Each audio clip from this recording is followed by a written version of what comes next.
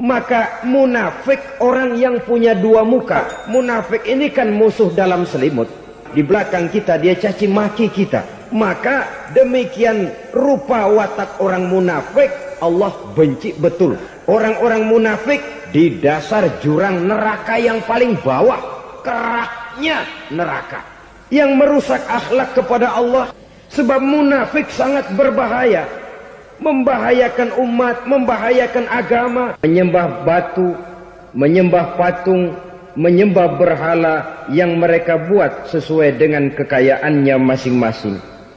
360 berhala di sekeliling Ka'bah merupakan bukti nyata dari sesembahan mereka. Yang kaya membuat berhala dari emas lalu disembah. Yang setengah kaya bikin patung dari perak lalu disembah. Yang hampir miskin bikin Tuhan dari kayu lalu disembah. Yang miskin benar tepung terigu diadonin lalu dibentuk seperti wujud seseorang kemudian disembah. Dan apabila selesai nyembah perutnya terasa lapar, Tuhannya habis dipretelin. Sepanjang sejarah kemanusiaan cuma masyarakat jahiliyah saja yang sampai makan Tuhan. Sesadis-sadisnya bangsa Indonesia belum pernah sampai makan Tuhan. Maka menghadapi manusia seperti ini, yang pertama dilaksanakan oleh Rasul memperbaiki akhlak mereka kepada Allah.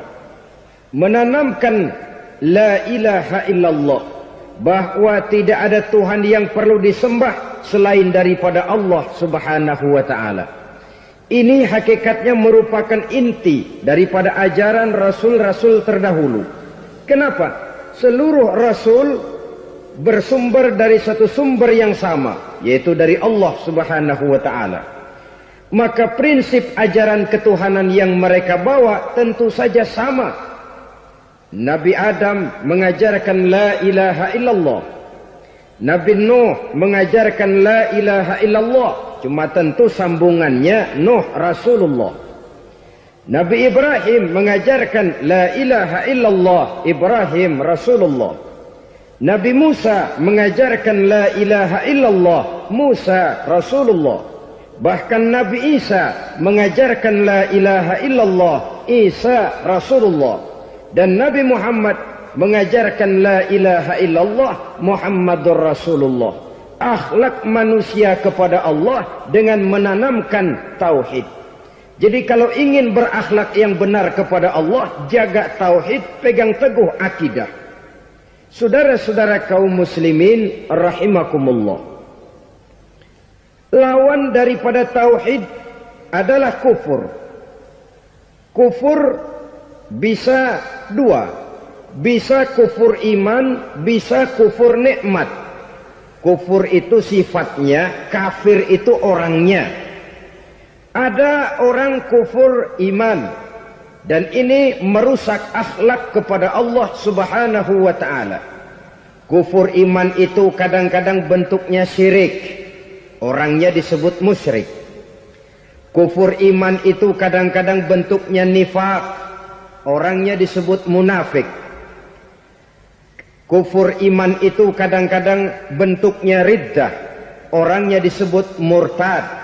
Ini merupakan jenis daripada kufur-kufur iman dan tergelincirnya manusia daripada akhlak kepada Allah Subhanahu wa ta'ala. Benar, di zaman sekarang kita tidak menyembah berhala.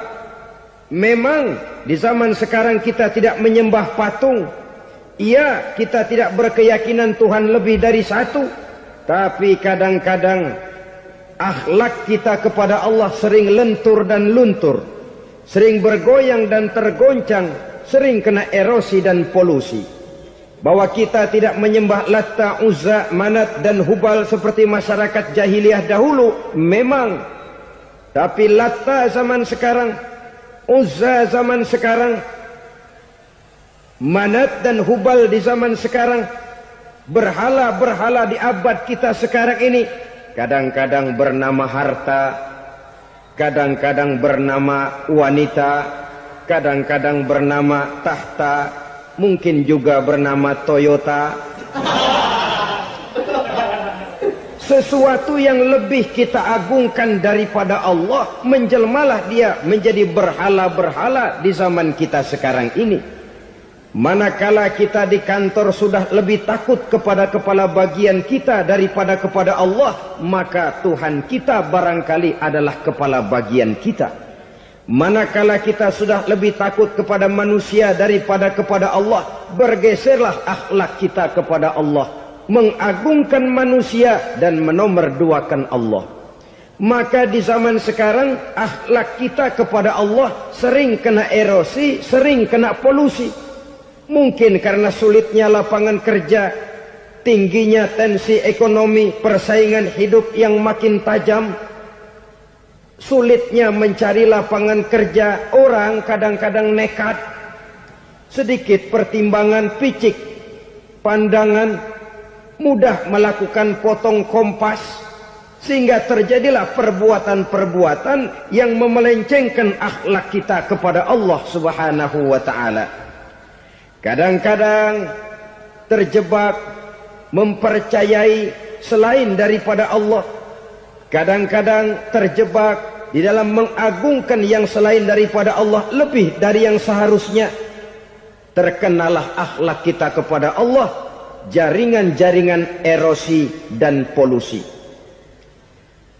Kufur sebagai lawanan daripada tauhid merupakan sifat daripada orang yang tidak berakhlak kepada Allah. Bentuknya pertama bisa syirik. Syirik itu artinya meyakini ada Tuhan lain selain daripada Allah. Itu yang namanya syirik. Jadi percaya Tuhan ada, cuman Tuhannya kelebihan. Itu yang disebut syirik, dan itu merupakan cerminan dari akhlak yang rusak kepada Allah Subhanahu wa ta'ala. Berkeyakinan Tuhan lebih dari satu, berkeyakinan bahwa Tuhan itu beranak atau diperanakkan, atau mengagungkan sesuatu sama dengan Allah, atau menjadikan yang selain Allah sebagai tujuan akhir daripada perjalanan kehidupan ini, maka itu sudah terjebak kita dalam musyrik.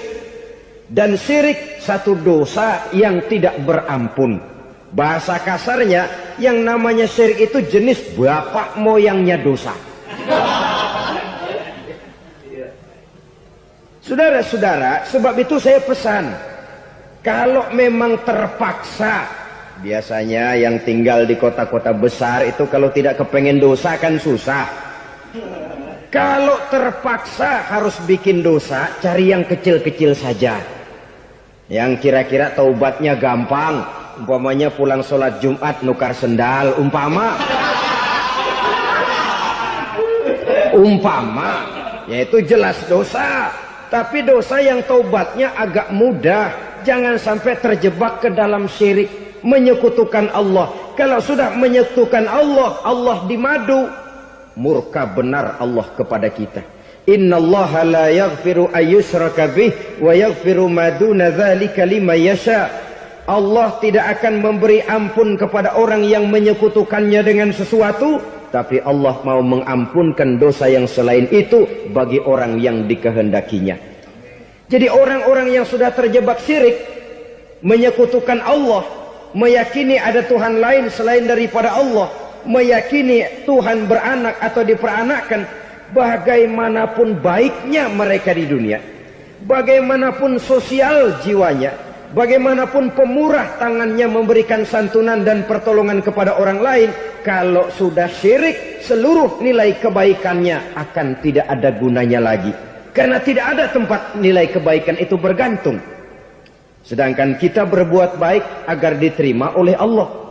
Kalau Allahnya marah kepada kita, siapa yang akan menerima nilai kebaikan itu sendiri? Ini bentuk yang pertama. Yang nyata-nyata menyembah berhala, syirik. Yang nyata-nyata beriktikad Tuhan lebih dari satu, syirik. Atau yang tersamar. Yang tersamar itu yang sering jadi penyakit kita. Saya sejak ada perkutut ini di rumah, perkutut.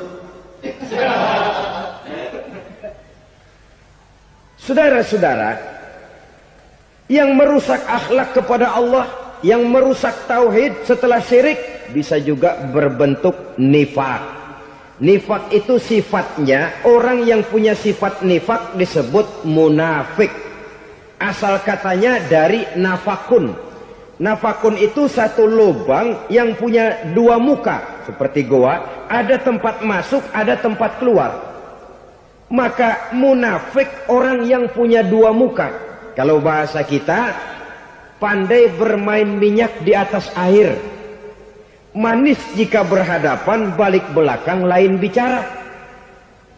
Sehingga apa yang dinamakan nifak, kata Imam Ali Al-Jurjani dalam kitab ta'rifatnya, izharul imanu bil lisan wa kitmanul kufri bil qalbi. Menyatakan, menampakkan iman dengan lidahnya, tapi menyembunyikan kekafiran dalam hatinya. Dengan kata lain, lidahnya mah iman, hatinya mah kafir. Padahal hati itu yang dilihat, padahal hati itu yang dinilai. Kenapa lidahnya mengaku iman? Ya mungkin karena kepepet, mungkin karena kepentingan, mungkin karena ingin mencari kelemahan orang, lalu dia pura-pura beriman. Tapi sesungguhnya hatinya kufur. Ini merupakan penyakit munafik. Dan terus terang, menghadapi orang munafik jauh lebih berat daripada menghadapi orang kafir. Kenapa? Munafik ini kan musuh dalam selimut. Mau dibilang musuh nyata-nyata, apalagi di zaman Rasul ya, ketika periode Madinah, berat sekali menghadapi orang munafik. Mau dibilang kafir, kalau ketemu assalamualaikumnya medok juga. Mau dibilang mukmin, di belakang ngegerundel, nyari-nyari penyakit, nyari-nyari lantaran, mencari-cari gara-gara. Kalau kafir jelas kafirnya, kalau musyrik jelas musyriknya. Tapi munafik, di depan kita dia mengaku beriman, di belakang kita dia caci maki kita. Maka demikian rupa watak orang munafik, Allah benci betul. Sampai dalam Quran orang munafik itu divonis innal munafikin fid darkil asfal minan nar. Orang-orang munafik di dasar jurang neraka yang paling bawah, keraknya neraka. Saudara-saudara kaum muslimin rahimakumullah. Sebab munafik sangat berbahaya. Membahayakan umat, membahayakan agama. Di depan kita mereka ngaku pura-pura beriman. Kalau pidato luar biasa, memuji agama setinggi langit, menampakkan seolah-olah dia orang yang dekat dengan agama. Saudara-saudara, agama penting, agama mutlak. Tapi yang ngomong begitu agamanya apa? Remeng-remeng. Cuma sekedar lipstick, cuma sekedar dekorasi, cuma sekedar kamuflase buat ngibuli orang lain. Dia mengaku beragama, mengatakan agama mutlak, menganggap agama penting, seolah-olah memperhatikan benar tentang tatanan kehidupan beragama, tapi sebenarnya di hatinya tidak lebih berkecamuk penyakit-penyakit kufur. Maka sifat munafik ini termasuk menodai tauhid. Artinya merusak akhlak kita kepada Allah Subhanahu wa ta'ala. Sifat yang ketiga yang juga merusak akhlak kita kepada Allah dinamakan riddah.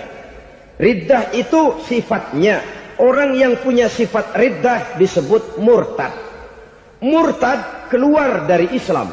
Keluar dari Islam tentu tadinya di dalam Islam. Oleh satu perbuatan dia bisa menjadi murtad.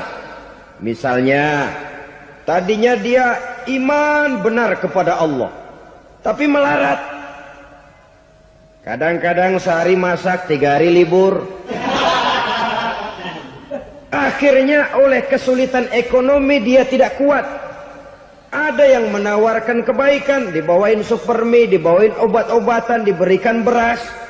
Goyah imannya. Keluar dia dari Islam, ikut agama orang yang memberikan pertolongan kepadanya, memilih kesenangan sebentar dengan mengorbankan kebahagiaan yang kekal. maka orang semacam itu riddah sifatnya, murtad orangnya, keluar dari Islam. Dan yang menyebabkan kita murtad bukan cuma orang nyata-nyata memproklamirkan diri keluar dari Islam lalu mengikuti agama orang lain, bukan cuma itu. Mengakui ada Rasul lagi sesudah Nabi Muhammad bisa menyebabkan kita murtad. Mengingkari nikmat Allah bisa menyebabkan kita murtad. Meyakini semua agama benar bisa menyebabkan orang menjadi murtad. Meragukan kesempurnaan dan kelengkapan Al-Quran bisa menyebabkan orang jadi murtad. Mengingkari sunnah bisa menyebabkan orang menjadi murtad.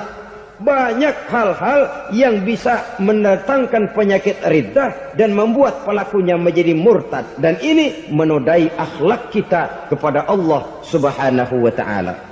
Itu tadi kufur iman, saudara-saudara. Nyata-nyata mengingkari Allah, baik dalam bentuk syirik, nifak, ataupun riddah. Kufur yang kedua dinamakan kufur nikmat. Apa itu kufur nikmat? Sitru nikmatil mun'im au ya'malu fi mukhalafatil mun'im. Menutup-nutup nikmat Allah, atau melakukan perbuatan yang menentang, bertentangan dengan kehendak yang memberikan nikmat. Jadi kufur nikmat pertama, nutup-nutupin Tuhan. Tuhan jalingin. Duit lu banyak amat, dari mana? Gua kerja. Lalu kerjanya nomor satu. Orang yang berakhlak kepada Allah, dia akan menjawab, kamu uangnya kok banyak, dari mana? Rizki dari Allah. Caranya, saya kerja. Kerja itu cara, rizki itu dari Allah datangnya. Bukankah di zaman sekarang kita sering terpleset? Ini merupakan cerminan dari rapuhnya akhlak kita kepada Allah Subhanahu wa ta'ala. Karena usaha saya memang, karena saya peras keringat banting tulang, tentu. Tapi sadarkah kita bahwa sepanjang yang bisa kita lakukan cuma berusaha, peras keringat banting tulang?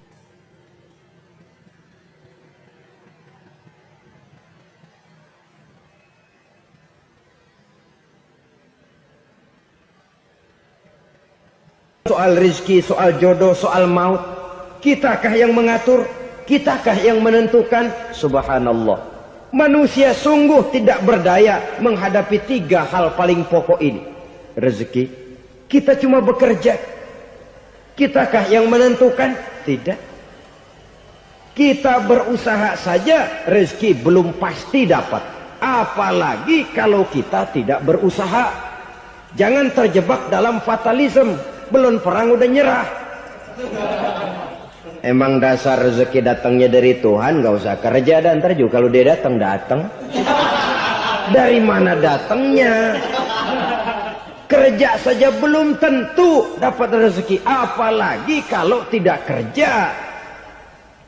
Yang jelas usaha perlu kepastian, itu urusan Allah. Ini akhlak kepada Allah Subhanahu wa ta'ala. Jodoh juga begitu. Kita berusaha, kita berupaya, Allah menghendaki lain jadinya. Maut juga begitu. Siapa sih yang pengen ngadepi maut? Siapa sih yang pengen mati? Siapa sih yang pengen ketemu malaikat Israel? Tidak seorang pun kalau ditanya, kecuali mereka yang putus asa ya. Kalau otaknya masih normal, mau mati mesti belakangan dulu udah dikit. Tapi yang satu itu, saudara, kalau dia sudah datang, tenaga mana yang bisa menolak? Kalau dia sudah berkunjung, kekuatan mana yang bisa menghindar? Kalau dia sudah ingin bertemu, kemana kita bisa melarikan diri? Manusia sepanjang yang dia lakukan hanya berusaha, tapi kepastian, ketentuan dari Allah Subhanahu wa ta'ala. Orang yang kufur nikmat, nutup-nutupin Allah. Dia merasa rezekinya adalah mutlak peras keringatnya. Seolah-olah Allah nggak punya peranan apa-apa di situ. Oh, ini kan saya bisa rumah begini karena saya kerja keras. Oh, ini mobil saya begini, saya kerja keras. Peras keringat, banting tulang, keras.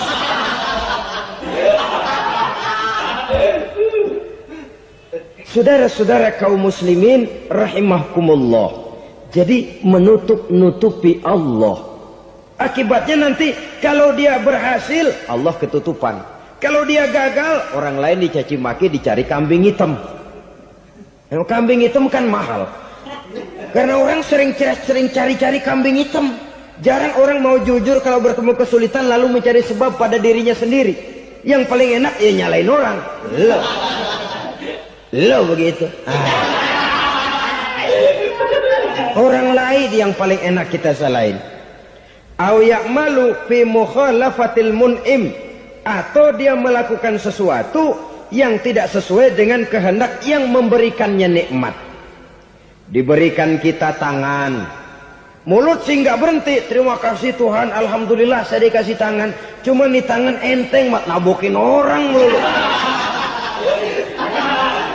Itu sudah mukhalafatul mun'im, bertentangan dengan kehendak yang memberikan nikmat.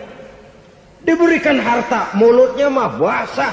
Terima kasih Tuhan, alhamdulillah dikasih harta. Tapi pelitnya minta ampun. Kikir, koret, medit. Ini juga termasuk kufur nikmat. Mempergunakan suatu nikmat bertentangan dengan kehendak daripada yang memberikan nikmat itu sendiri. Saudara-saudara kaum muslimin rahimakumullah.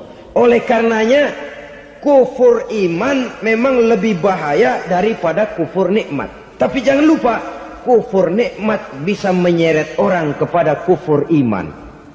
Nah kalau Allah udah dialingin, Tuhan sudah dinomor duain, lama-lama kenapa dia tidak mendewakan dirinya sendiri? Mendewakan pangkatnya, mendewa-dewakan otaknya, mendewa-dewakan kemampuannya. Pada awalnya dia memang cuma kufur nikmat, tapi lambat laun kalau ini tidak diobati secara pasti orang akan mengarah kepada kufur iman. Bisa berbentuk syirik, bisa berbentuk nifak, bisa berbentuk riddah. Saudara-saudara, oleh karena itu menjaga akhlak kepada Allah mutlak penting. Sebab apa? Kita tidak berakhlak kepada manusia saja, kita dikucilkan dari pergaulan. Kalau kita tidak berakhlak kepada Allah, dikucilkan oleh Allah. Hadis qudsi menyatakan, man lam yashkur ala na'ma'i wa lam yasbir ala bala'i falyakhruj min tahtis sama'i falyatlub rabban siwaya. Kata Allah, siapa orang yang tidak mau bersyukur terhadap nikmat yang aku berikan kepadanya dan tidak mau sabar terhadap ujian yang aku berikan kepadanya, falyakhruj min tahtis sama'i, persilahkan saja keluar dari kolong langitku. Waliyatlub rabban siwaya, tolong cari Tuhan lain selain daripada aku. Murka Allah, diusir, cuman gak kedengeran aja. Siapa yang tidak mau syukur terhadap nikmatku, siapa yang tidak mau sabar terhadap ujian yang aku berikan kepadanya, persilahkan keluar dari kolong langitku ini, cari Tuhan lain selain aku. Langit Tuhan yang punya, Tuhan kita lawan, diusir dari kolong langit, mau pindah ke kolong mana?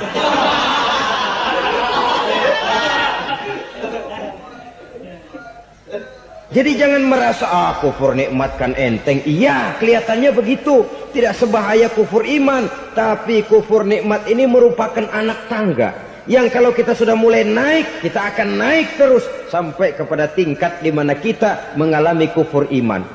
Kalau sudah ke sana, maka akhlak kita kepada Allah terkenalah erosi, terkena polusi, hancur akhlak kepada Allah. Dan itulah sumber kesengsaraan abadi. Kalau cuma kita tidak berakhlak kepada manusia, barangkali resikonya cuma kehidupan di dunia ini. Mungkin juga ada kehidupan akhirat. Tapi kalau sudah tidak berakhlak kepada Allah, dunia akhirat kita rugi dan celaka. Maka pada kesempatan ini saya mengajak, marilah jaga baik-baik akhlak kita kepada Allah. Satu kali kita bertauhid, sampai mati kita bertauhid. Satu kali la ilaha illallah, jangan tergelincir lagi kita keluar daripada kalimat itu. Satu kali kita bertuhankan Allah, jangan bertuhan yang lain selain daripada Allah. Jangan sekutukan Allah, jangan samakan Allah dengan sesuatu, jangan mengangkat yang lain sama agungnya dengan Allah. Sebab dengan demikian kita seolah-olah sudah mengotori akhlak kita kepada Allah Subhanahu wa taala. Saudara hadirin yang saya hormati, jadi oleh karenanya akhlak kita kepada Allah merupakan basis daripada kehidupan beragama. Kalau itu sudah mulai rapuh, mulai terkena erosi dan polusi, mulai rusak, dikhawatirkan nanti nilai ibadah kita kepada Allah juga akan turut ambruk karenanya.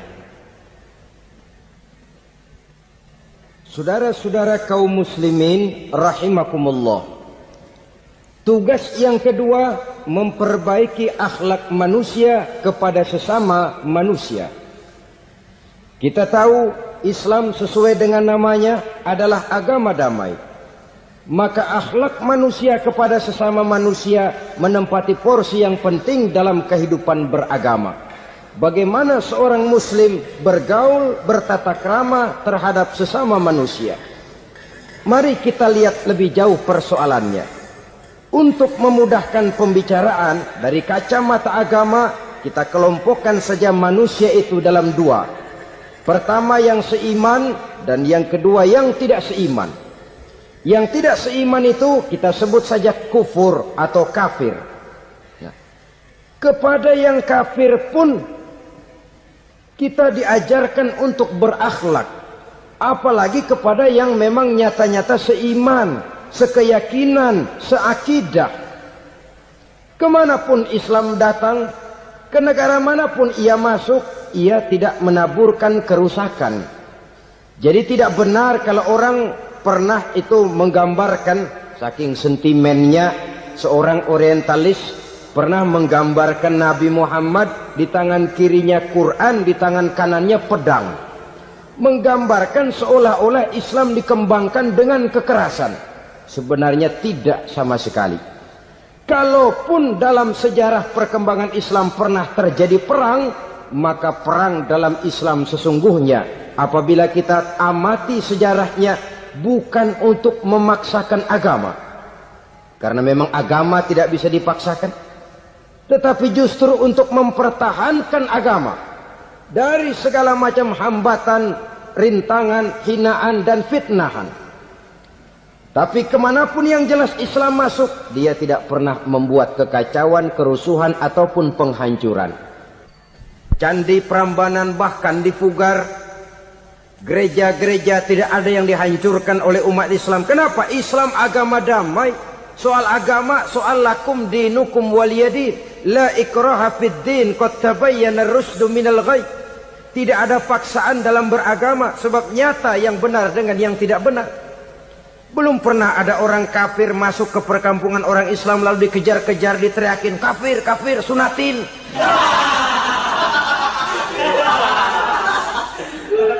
Belum pernah. Kenapa? Islam menghormati orang lain agama. Nah, yang kafir ini macam-macam saudara. Ada kafir harbi. Nah, ini kafir kerok. Ini kafir yang nyata-nyata memproklamirkan permusuhan kepada umat Islam. Nyata-nyata mengganggu ketenangan umat Islam. Kafir yang seperti ini yang boleh diperangi. Misalnya kita mau sembahyang Jumat dijagain, nggak boleh sembahyang Jumat, getok palanya. Kafir harbi artinya tantangan perang datang dari mereka, bukan kita yang mulai, mereka yang buka front. Prinsipnya umat Islam tidak boleh mencari-cari musuh, tapi pun tidak boleh lari kalau ketemu musuh. Musuh jangan dicari, ketemu jangan lari. Karena itu kesan seolah-olah umat Islam ini teroris, umat Islam ini destroyer, umat Islam ini sering menimbulkan keonaran, kerusakan. Sungguh satu fitnahan yang sangat keji. Umat Islam adalah umat yang cinta damai. Islam di masa perkembangannya masuki Eropa melalui Selat Gibraltar, Jabal Tariq, memasuki Spanyol. Islam tidak pernah meruntuhkan gereja. Islam tidak pernah membunuh orang-orang Nasrani. Bahkan Islam mewariskan peradaban dan kebudayaan yang begitu tinggi nilainya di bidang ilmu pengetahuan. Sampai ketika itu Barat banyak mengkaji, ilmu pengetahuan dari dunia Islam. Buku-buku berbahasa Arab diterjemahkan ke bahasa Yunani, dipelajari oleh para cendekiawan di negeri barat sana. Mereka mengambil manfaat yang banyak dari masuknya Islam ke Eropa. Sementara gereja tetap berdiri dengan megahnya. Kuil-kuil tempat peribadatan tidak satupun yang diusik-usik. Kenapa? Islam agama yang cinta damai. Asal dia tidak diganggu, asal kehormatannya tidak dihinakan. Jadi kafir harbi, kafir yang nyata-nyata nantang perang, ngajak berkelahi. Itu kafir yang nyari penyakit. Kafir harbi ini boleh diperangi dengan catatan mereka yang memang mulai. Yang kedua, kafir zimmi. Kafir zimmi, kafir yang hidup di tengah mayoritas muslim, tapi mereka mau hidup dengan aman, damai, tenang. Mereka wajib dilindungi. Bahkan Nabi pernah memberikan satu jaminan, man azazimmiyan faqad azani. Siapa yang mengganggu orang kafir zimmi sama saja dengan mengganggu saya. Kehormatannya dijaga, harta bendanya dilindungi, anak istrinya pun dilindungi. Dan ini jadi kenyataan. Saudara bisa lihat di negara-negara yang mayoritas penduduknya beragama Islam, orang-orang kafir di luar Islam hidup dengan tenang, aman, damai. Di Saudi Arabia, di luar tanah haram, di luar Mekah dan Madinah, banyak orang-orang kafir mencari nafkah. Mereka tenang, aman, dilindungi undang-undang. Begitu di Mesir, begitu di negara Indonesia yang berdasarkan Pancasila ini.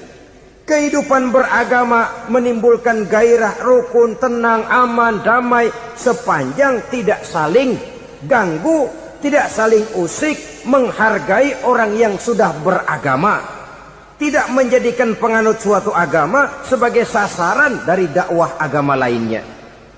Saudara-saudara kaum muslimin rahimakumullah. Jadi memang oleh Al-Quran kita dianjurkan asidda alal kuffar ruhama bainahum. Tegas kepada orang kafir, kasih sayang kepada sesama muslim. Tapi tegas bukanlah berarti marah-marahan, bukan berarti musuh-musuhan, bukan ngajaki perang. Tegas dalam arti punya garis tentang kehidupan beragama, lakum dinukum waliyadin. Soal kehidupan sosial, mari kerjasama.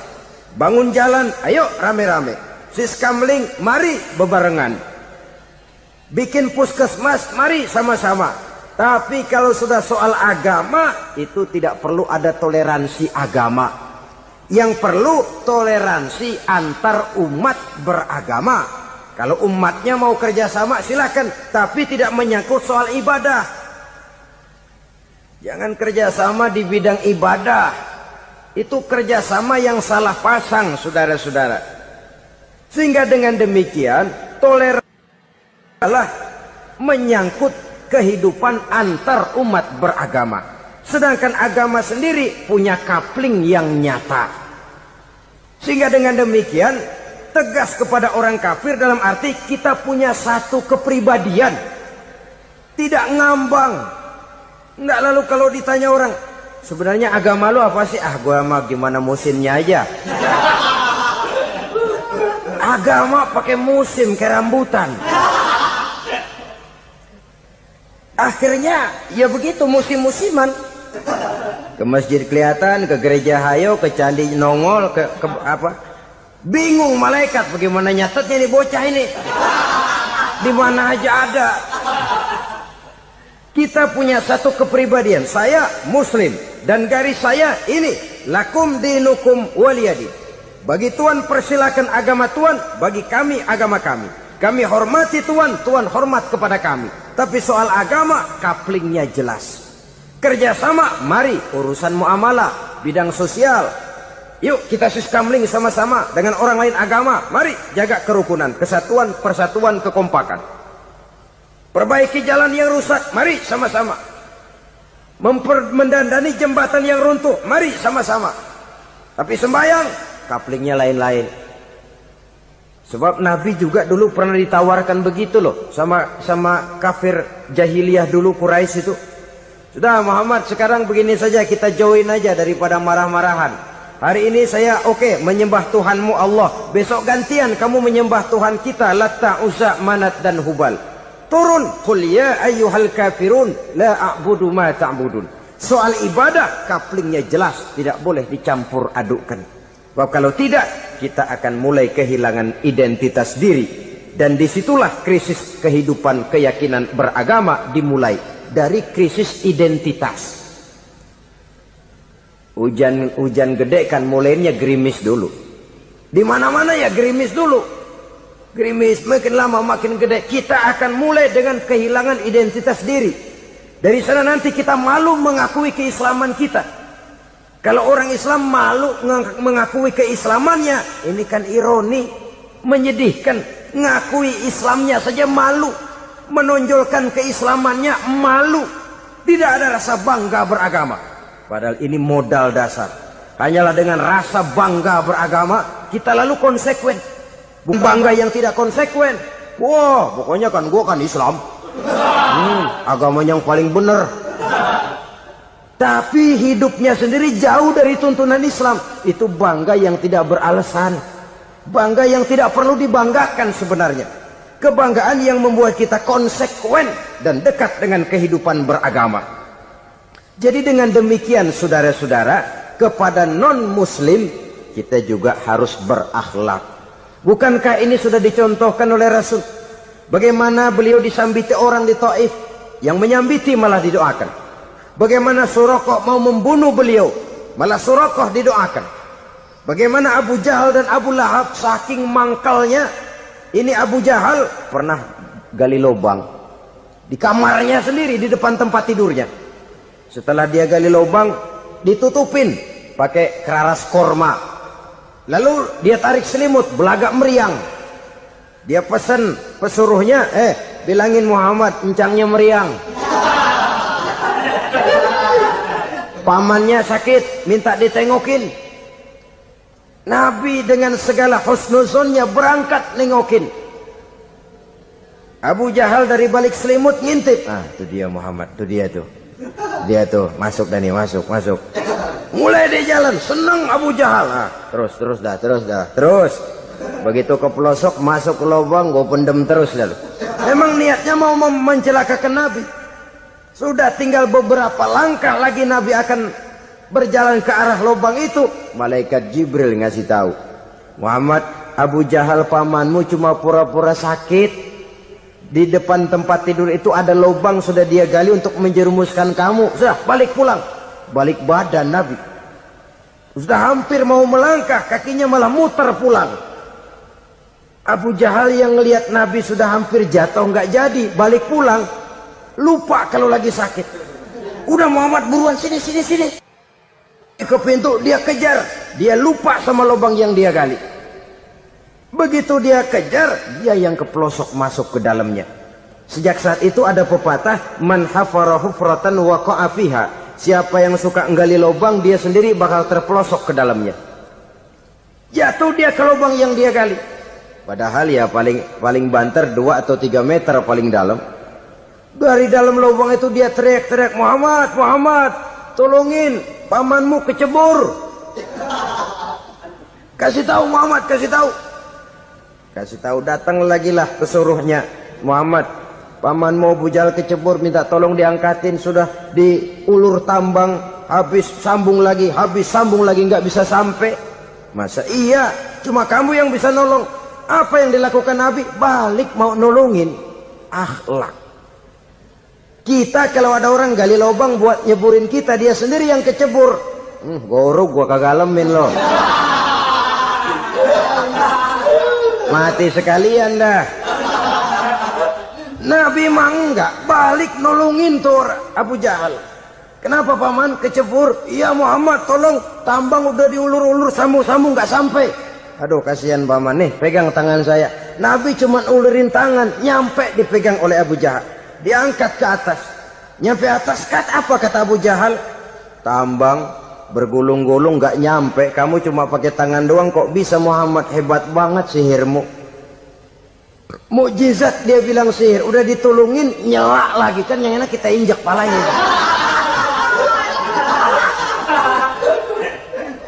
Orang dulu bilang wah katanya nolongin anjing kejepit. Udah selesai ditolongin malah yang nolong digigit.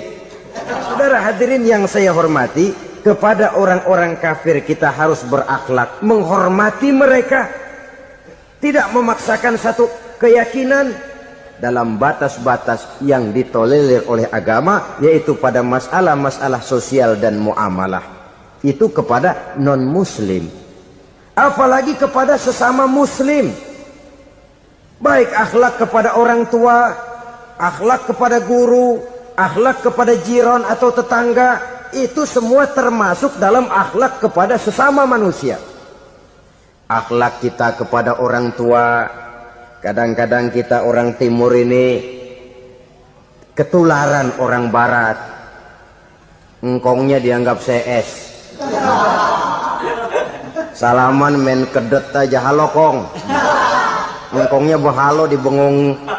Saudara-saudara kaum muslimin rahimakumullah, akhlak yang tua kepada yang muda, akhlak yang muda kepada yang tua, kepada jiran dan tetangga, kepada sanak famili dan handai tolan, pendeknya kepada sesama muslim. Tetangga ada haknya, ada hak tetangga yang kalau kita berakhlak itu harus dipenuhi. Contoh kecil, kalau saya beli radio, itu saya dong boleh berpikir, ini radio saya beli pakai uang saya setel di rumah saya, sekeras-kerasnya ada apa sama orang lain? Radio gua, yang beli gua pakai duit gua, gue setel di rumah gue, ada urusan apa sama orang lain? Itu kalau menurut saya. Tapi tetangga sebelah saya kan bisa juga ngomong begitu. Mata gue yang ngantuk, gue tidur di rumah gue, kenapa suara radio lu masuk kemari? Ketika itulah lalu kebebasan saya nyetel radio dibatasi oleh kebebasan tetangga saya yang mau tidur. Ini sudah akhlak namanya. Umpamanya lagi ada Nabi ajarkan, iza tobakhta maraqatan fa'akthir ma'aha wa ta'ahad jiranaka. Kalau kamu masak sayur, banyakin kuahnya, bagiin tetangga kamu. Bukan bagiannya itu yang jadi soal, tapi akhlak kepada tetangga. Udah tahu tetangganya kelaparan, diseksa, goreng ikan asin, se-RW baunya ngayap, kembang kempis orang nungguin. Saudara hadirin ma'asyiral muslimin rahimakumullah. Jadi dengan demikian, kalau sudah kembali kepada orang-orang yang nilai imannya sama dengan kita, apapun organisasinya, apapun baju yang mereka pakai, kaos yang mereka pakai, jaket yang mereka pakai, kalau sudah seakidah, seiman, jaga akhlak kita. Pendapat boleh berbeda, kaos boleh tidak sama, jaket boleh beraneka warna, bendera boleh beragam-ragam, tapi ukhuwah Islamiyah ini utamakan. Adalah lebih baik mencari persamaan dalam kehidupan dan bukan memperbesar perbedaan. Hanyalah dengan mengembangkan nilai-nilai akhlak semacam ini, toleransi tidak hanya diperlukan kepada yang non-muslim, kepada sesama muslim pun toleransi. Artinya apa? Jangan memponis amalan orang lain. Yang usoli, yang tidak usoli, berjalanlah menurut keyakinannya masing-masing. Jangan lalu memponis, itu namanya nggak toleransi. Kamu nggak pakai usoli ya? Enggak. Brengsek. Kamu pakai usoli ya? Iya. Bid'ah. Lah dua-duanya kagak yang benar. Kalau yang sembahyang kagak benar, bagaimana yang kagak sembahyang? Apa itu yang benar? Toleransi, setuju dengan perbedaan pendapat, jangan memponis amalan orang lain. Karena kita hanya beramal, hak menerima adalah Allah Subhanahu wa ta'ala. Jangan sebentar-bentar mencap bid'ah dolalah, finnar, neraka. Kayaknya neraka kapling orang tuanya kali. Gampang bener masukin orang ke neraka. Kita kadang-kadang bisa toleransi dengan orang luar, tapi kepada sesama muslim toleransi tidak sanggup kita adakan. Mengklaim merasa kita yang benar, orang lain salah semua, itu tidak toleransi namanya. Mentang-mentang jadi ustadz, nih satu-satunya ustadz di sini ya, Semuanya mesti ngaji kemari. Kalau nggak ngaji kemari Islamnya kurang tapi bener. Toleransi. Saudara-saudara kaum muslimin rahimakumullah. Lapang dada menghargai orang yang berbeda pendapat, apalagi kalau perbedaan pendapat itu menyangkut hal-hal yang tidak prinsipil, menyangkut hal-hal yang sekunder dalam kehidupan beragama, menyangkut masalah-masalah yang dalam bahasa fikih disebut soal-soal furu'iyah.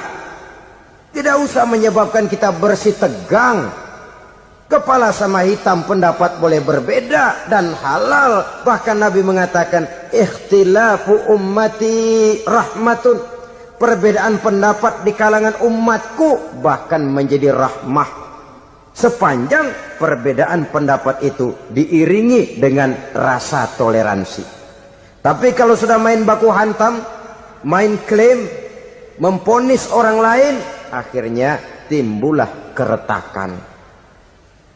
Jangan heran kadang-kadang satu masjid dua kelir. Ya soal kelir boleh kelar-kelir. Boleh kelar-kelir. Tapi kalau harus terlalu mencolok menyebabkan timbulnya keretakan, saya kira yang akan turun bukan lagi rahmah tapi bala. Bala akan menimpa kita, jatuh kita menjadi umat yang lemah. Oleh karena di antara kita sendiri, sesama kita tidak pandai bertoleransi, tidak lapang dada. Ada anak muda kelihatannya mau majuan dikit, yang tua curiga. Nih, kalau dia maju pasaran gua bangkrut dong nih. Lalu ditekan tuh anak ditekan melejit. Kadang-kadang yang tua maksudnya baik, mau memelihara, yang muda salah terima. Kan tua kejemur.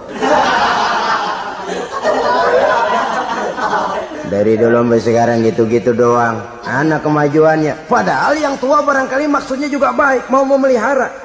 Sebenarnya kalau kita bisa mencoba mencari titik temu dengan alur komunikasi, tidak merasa diri yang paling benar, tapi toleransi, boyak menerima pendapat orang lain, setidaknya mau mendengar omongan orang. Yang susah kalau udah kena penyakit nggak mau ngerti omongan orang, nggak mau nerima pendapat orang. Kodok di kolong tempayan, cukeng kayu asem, asal ijo udah ijo aja ijo dah. Nggak ngerti omongan orang, yang kayak begini yang orang jadi kesandung.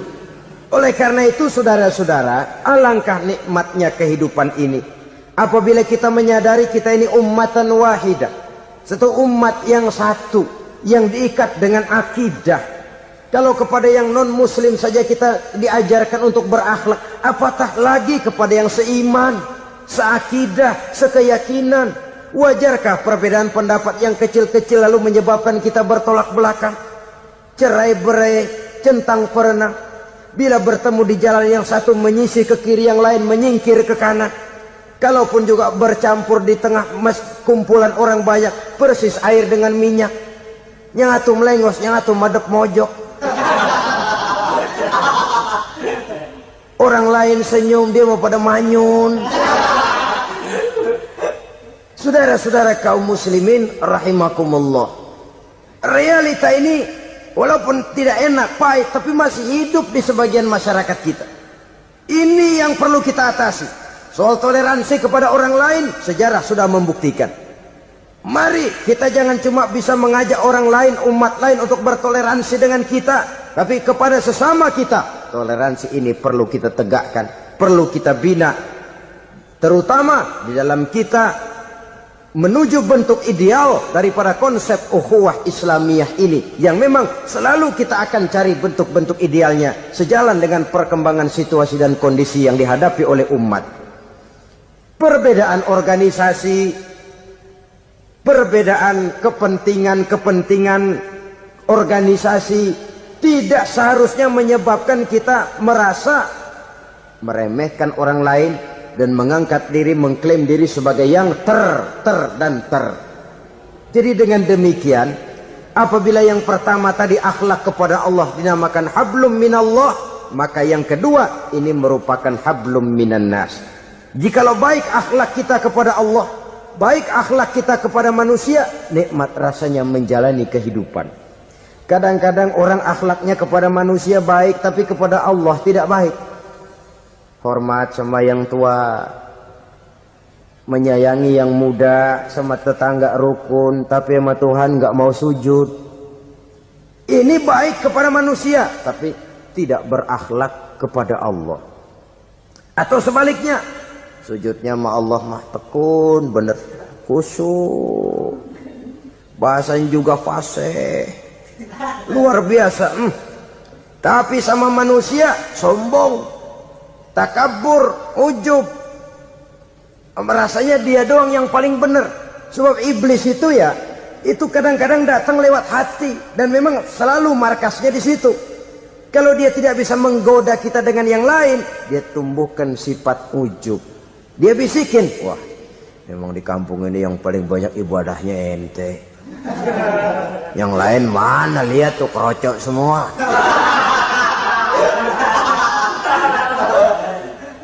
Lalu di hati orang itu tertanam sifat iya ya. Nah, tatkala iya ya, dia sudah terkena serangan iblis. Akhirnya apa? Orang lain diremehin.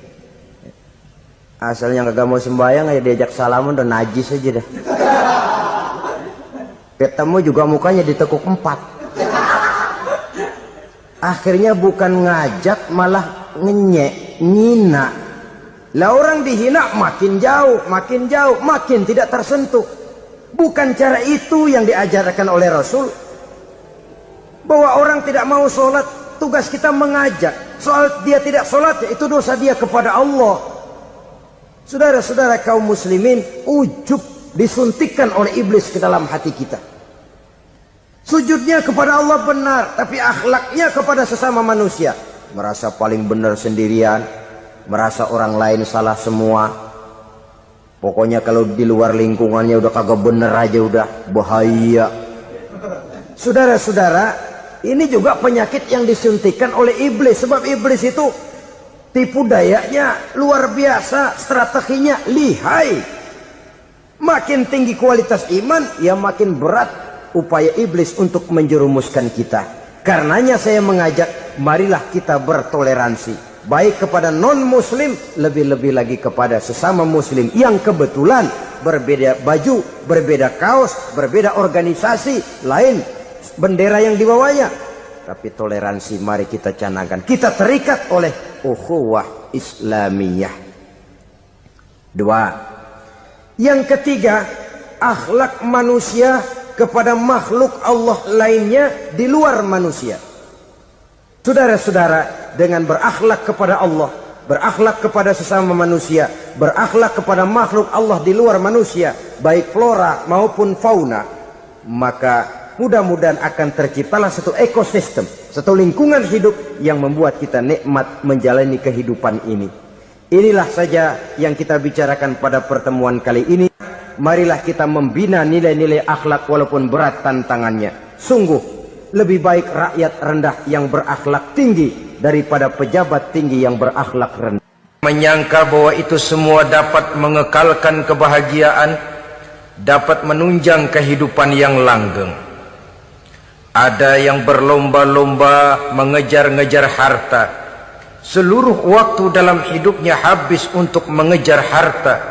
Tidak peduli siang atau malam, sore atau pagi. Sujud tidak lagi sempat, Allah dilupakan dengan agama jauh. Ada yang berlomba mengejar-ngejar pangkat, jabatan dan kedudukan. Tidak peduli menjilat ke atas, menginjak ke bawah atau menyikut kiri dan kanan. Bahkan teman pun jadi lawan, lawan pun jadi teman. Bukan soal, yang penting pangkat terkejar. Ada yang berlomba memperbanyak kendaraan. Sejak dari jet pribadi, pesawat kapal pesiar, sampai kepada mobil-mobil mutakhir. Ada yang berlomba memperbagus rumahnya. Ada yang berlomba memperbanyak istri dan anak-anaknya. Seluruhnya tenggelam di dalam perlombaan yang menurut ukuran mereka akan mendatangkan prestise, kemegahan dan kebanggaan. Allah Subhanahu wa ta'ala menegur memberikan peringatan dalam surah yang pendek, yaitu surah At-Takatsur. Alhaakumut takatsur hatta zurtumul maqabir kalla sawfa ta'lamun. Alhaakum ay syagalakum an ta'ati rabbikum. Kamu telah lalai daripada taat kepada Tuhanmu, dan yang menyebabkan kamu lalai itu tidak lain at-takatsur. At-takatsur artinya at-tabahi bi kathrati mata'id dunya, bermegah-megah dengan memperbanyak kesenangan hidup duniawi. Dengan kata lain, berlomba-lomba mengejar kemegahan duniawi telah menyebabkan kamu lalai daripada mengingat, daripada taat kepada Allah Subhanahu wa ta'ala. Apabila orang cenderung materialistis, seluruh kegiatan hidup dikerahkan untuk berlomba memperbanyak materi, apa namanya harta benda, apa namanya rumah, apa namanya pangkat dan jabatan, maka dikala itu seseorang akan sangat mudah lalai daripada taat kepada Allah Subhanahu wa ta'ala. Hilanglah kesadaran bahwa sesungguhnya apapun yang kita miliki dalam kehidupan dunia ini tidak lain hanya barang titipan sementara. Kita cari, kita kejar, tapi setelah kita dapatkan, jangan dia dijadikan tujuan. Jadikanlah dia sebagai alat. Apabila harta benda duniawi sudah dijadikan sebagai tujuan daripada kehidupan, maka sesungguhnya kita sudah terseret dalam satu siklus, satu lingkaran setan yang tidak akan pernah berujung. Sebab manusia dalam berhadapan dengan materi duniawi tidak akan pernah mengenal kata cukup, tidak akan pernah mengenal kata puas, dan tidak akan pernah bertemu dengan titik. Selalu koma, selalu kurang, selalu tidak ada. Saudara kaum muslimin rahimakumullah. Oleh sebab itu agama memberikan kesadaran, seluruh yang kita miliki, yang dititipi oleh Allah dalam kehidupan ini berupa materi keduniaan, hakikatnya adalah alat dan bukan sebagai tujuan. Apabila alat sudah kita jadikan tujuan, kita akan terjebak ke dalam satu perlombaan yang justru akan mencelakakan kita sendiri. Inilah yang saya maksud dengan sirkuit celaka. Perlombaan yang hanya membuat kita jerih, payah, keringat bercucuran, tenaga terkuras, tapi tidak akan pernah sampai ke garis finish. Karena memang tidak ada garis finishnya. Betapapun jauhnya satu perlombaan, dia mesti punya garis finish. Tapi kalau sudah at-takatsur, berlomba bermegah-megah diri, maka barangkali tidak akan pernah ada garis finishnya. Kita akan terseret dalam lingkaran setan, berputar di seputar itu tanpa tahu kapan berhenti dan di mana titiknya. Agamalah yang memberikan kesadaran. Alhaakumut takatsur, bermegah-megahan telah membuat kamu lalai daripada taat kepada Allah Tuhanmu. Semua sadar bahwa kita diciptakan tidak lain adalah untuk mengabdi kepada Allah. Nilai pengabdian ini sering lentur, nilai pengabdian ini sering luntur, manakala kita sudah berlomba-lomba bermegah-megah dengan materi kehidupan dunia. Islam jelas tidak menganjurkan penganutnya jadi orang miskin. Bahkan Imam Ali karramallahu wajhah pernah mengatakan, kemiskinan bisa menyebabkan kekufuran. Ayat yang pertama turun juga kita tahu, Iqra, baca olehmu. Kan seolah-olah Quran cuma tidak langsung saja bilang, hai orang Islam, kamu jangan jadi bodoh. Kebodohan menimbulkan kemiskinan, kemiskinan mendekatkan kita kepada kekufuran. Jadi miskin sama kufur tetangga. Artinya dalam kondisi miskin, kemudi hati itu mudah terombang-ambing. Oleh sebab itu sering kemiskinan umat Islam ini dimanfaatkan oleh orang-orang lain untuk menyebarkan agamanya. Padahal agama adalah soal keyakinan. yang tidak mungkin ditunjang dengan supermi, ditunjang dengan beras, pakaian, obat-obatan, beasiswa. Agama adalah soal keyakinan. Keyakinan adalah soal kebenaran, dan kebenaran itu adalah milik bersama. Tujuan diciptakannya manusia tidak lain adalah untuk melaksanakan ibadah. Kalau orang tenggelam dalam perlombaan memperbanyak harta, mempertinggi kedudukan, memperindah segala macam yang sifatnya duniawi, biasanya itu akan membuat dia lalai dari taatnya kepada Allah Azza wa Jalla. Kadang bukan hanya lalai daripada taat, juga sering terjebak kepada maksiat. Karena kalau pola pandang dan tolok ukur sudah benda duniawi semata-mata, sangat tidak mustahil orang lalu terjebak ke dalam prinsip menghalalkan segala cara. Asal sudah tujuan tercapai, cara apapun halal. Akhirat nomor 18. Nah, bukankah memang barangkali kita sejak kecil sudah dilatih untuk materialistis? Umpamanya kita hanya sering dilatih untuk takut kepada yang konkret-konkret saja, takut kepada yang nyata-nyata saja. Seorang ibu kalau menakuti anaknya, aduh nak, kenapa ini kau kerjakan? Kalau bapakmu tahu, waduh, habis kamu. Ya, kita lihat, kalau bapakmu tahu, kalau polisi tahu, kalau hansip tahu, kalau satpam tahu. Tapi jarang seorang ibu menanamkan kepada anak, nak, kenapa ini yang kau lakukan, nak? Bukankah kau tahu Allah lihat, Allah tahu, Allah dengar, Allah, nak? Diajarkan takut kepada yang gaib. Karena kalau takut dia kepada polisi, dia pasti bisa cari tempat lain dong yang polisi kagak lihat. Kalau takut dia kepada satpam, minggir dong ke tempat yang kira-kira satpam nggak lihat. Tapi kalau sudah takut itu terpulang kepada Allah, kepada yang gaib, tidak sejengkal tanah pun yang terhalang dari pengetahuan Allah. Tapi itulah salahnya kita. Sejak kecil anak-anak sudah kita latih untuk takut hanya kepada yang konkret-konkret saja.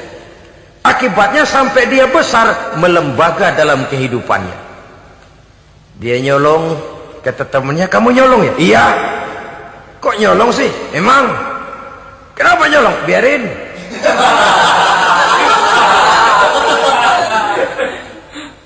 Kamu kan tahu Allah lihat? Tahu. Kenapa nyolong juga? Biarin. Asal orang jangan lihat. Kalau Allah mah lihat, dia kagak ribut. Allah nggak ribut katanya. Nah, ini kan satu refleksi yang timbul daripada kenyataan. Jikalau orang hanya dijejali rasa takut kepada yang konkret-konkret saja, kepada yang zohir-zohir saja, yang akan tumbuh lalu mental kucing. Sopan, tenang, kalem, ayem, nggelenggem. Kalau ada orang, sedikit orang meleng, kucing kelihatan watak aslinya. Saudara-saudara kaum muslimin rahimakumullah. Oleh sebab itulah maka agama lewat surah yang kita bicarakan pada pertemuan ini memberikan peringatan. Kala, jangan begitu dong. Kamu boleh mencari dunia, silahkan cari harta yang banyak, cari pangkat yang tinggi, tapi jangan itu membuat kamu lalai daripada taat terhadap Allah Subhanahu wa ta'ala. Jangan karena keinginan mendapat harta yang sebanyak-banyaknya lalu melakukan segala macam cara asal tujuan tercapai. Itu sudah membuat kita lalai. Jangan karena ingin mengejar kedudukan yang tinggi lalu jilat atas injak bawah, nggak mempan jilat, dukun dipakai.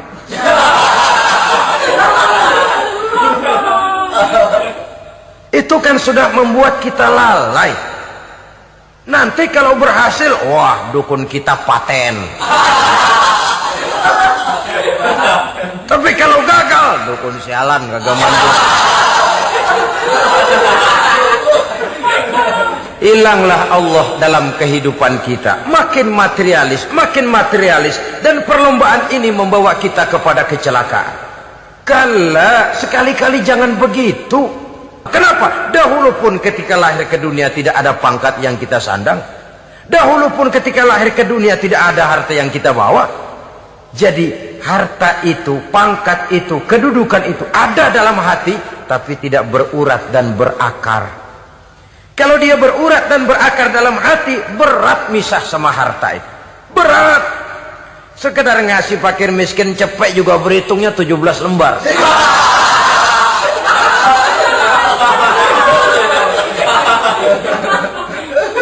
Dengar di kantornya mau ada mutasi, pindah dia dari tempat basah ke tempat kering, baru berita burung udah meriang duluan. Ini nanti bagaimana, itu nanti bagaimana, ini nanti bagaimana. Kan tidak jarang orang yang kena apa istilah kerennya zaman sekarang itu post power syndrome.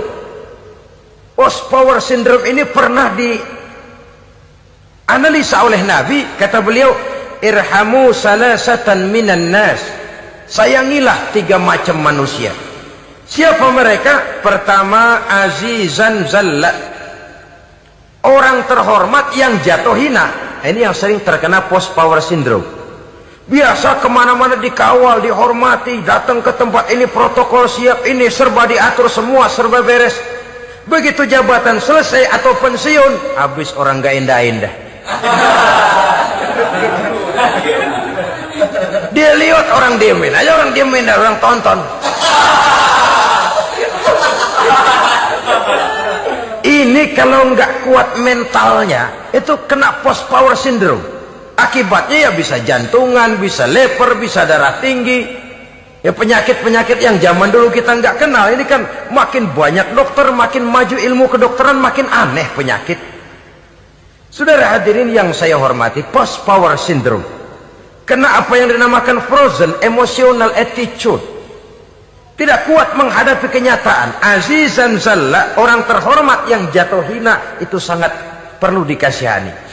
Yang kedua, ghaniyan qad iftaqar, orang kaya jatuh miskin. Ini juga sama, biasa hidup apa ada, serba ada, lalu harus hidup apa adanya. Ini kalau kurang kuat benar-benar memble.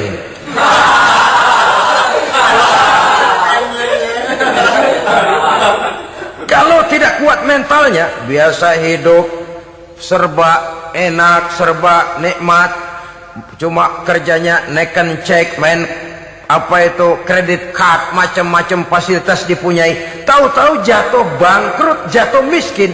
Kalau tidak fondasi agamanya kuat, bisa gantung diri, bisa bunuh diri, bisa frustasi, bisa terkena psikosomatik, tekanan jiwa mempengaruhi faktor biologis.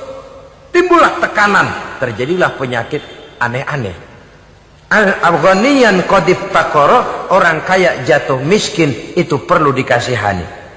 Yang ketiga, wa faqihan yal'abu bihil juhal, ahli fikih tapi dipermainkan oleh orang-orang bodoh. Hanya kebetulan orang bodoh itu punya kekuasaan. Hukum bisa dipesan.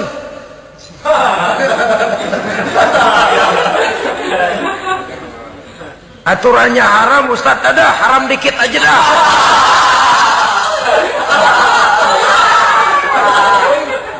Sibuklah tuan fakih ini, ahli fikih ini mencari dalil kebet sana kebet sini supaya yang tadinya haram benar bisa jadi haram sedikit.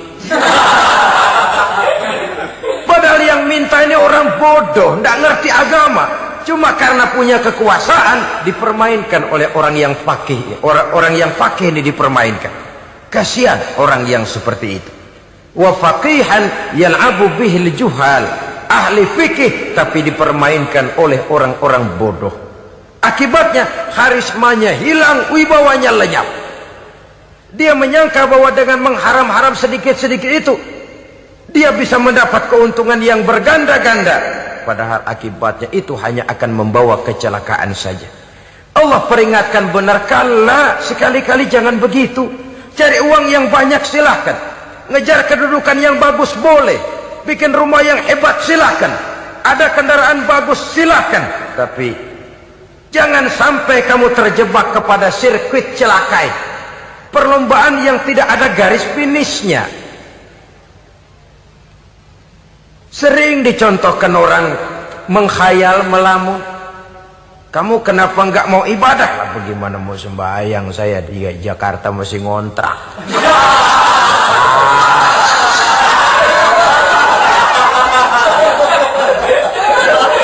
Bingung, tiap akhir tahun kontrakan habis.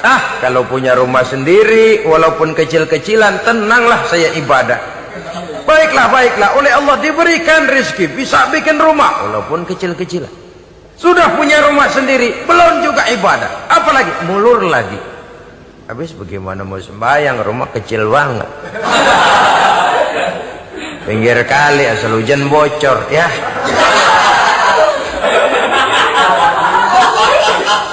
Kalau bisa punya rumah permanen, rajin dah ibadah dah.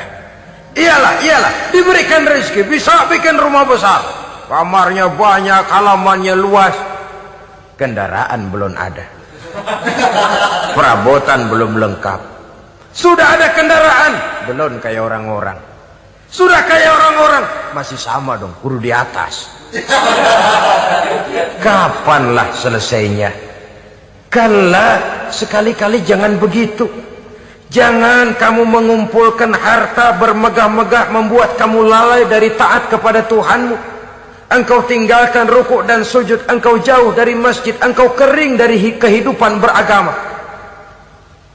Sebab itulah maka pembangunan fisik material tidak bisa dipisahkan dengan pembangunan mental spiritual. Tidak hanya cuma dalam teori, tapi juga harus dalam praktek. Selalu pembangunan yang hanya mengarah kepada fisik material, jauh dan kering dari agama, hanya akan melahirkan manusia-manusia materialistis yang terjebak di dalam sirkuit celaka perlombaan yang tidak pernah mengenal garis finish. Sebab itu agama mengajarkan, orang kaya itu siapa sih? Yang banyak duit? Belum tentu. Yang kebunnya di mana-mana ngebelatak? Belum tentu. Yang pabriknya selebar-lebar? Belum tentu. Yang punya segala macam peternakan, dari peternakan gajah sampai peternakan kutu?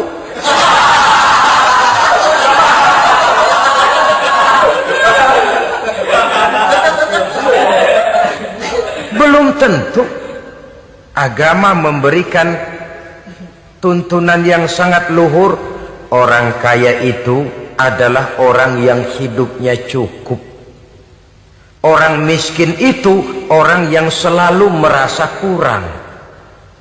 Bagaimanapun banyak duit saudara miliki, kalau masih merasa kurang, masih miskin saudara.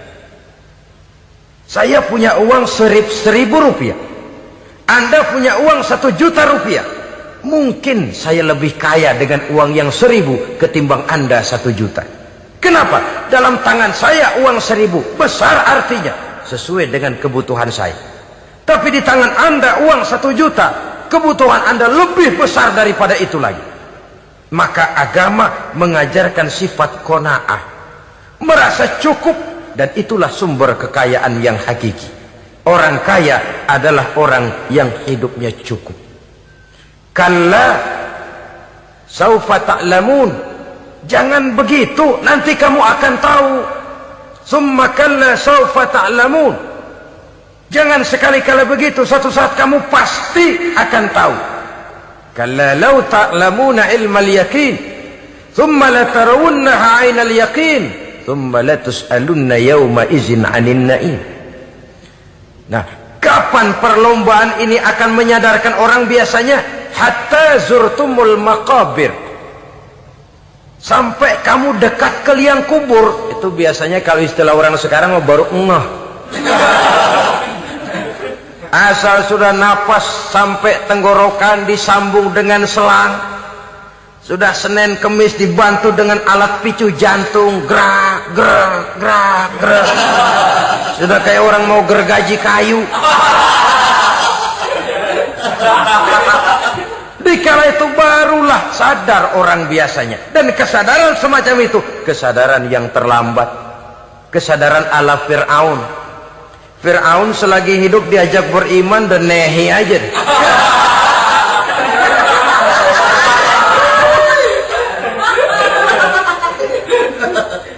Tapi ketika dia tenggelam di lautan merah bersama seluruh tentaranya, dikala nafas hampir terputus, keluar ucapannya, amantu bi Rabbi Musa wa Harun. Aduh, kalau begini mah saya juga percaya kepada Tuhannya Musa dan Harun. Saya beriman kepada Allah.